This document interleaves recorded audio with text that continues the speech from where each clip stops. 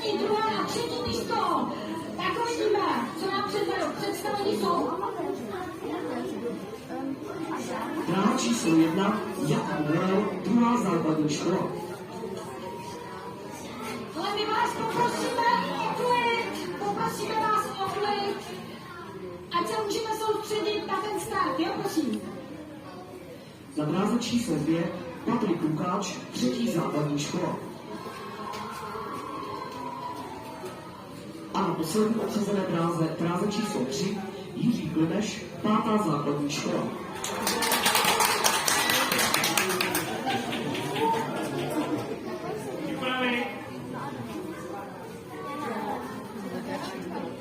Na místo.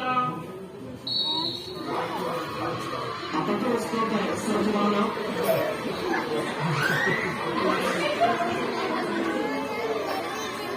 Tyto jsou velmi velmi. No. Musím přehodit. Ještě kousek, Páťo, zaber.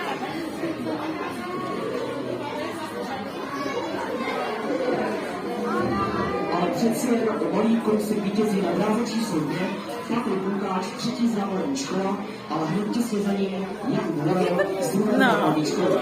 Proto ještě podpořit Jiřího Klemeše na dráze číslo 3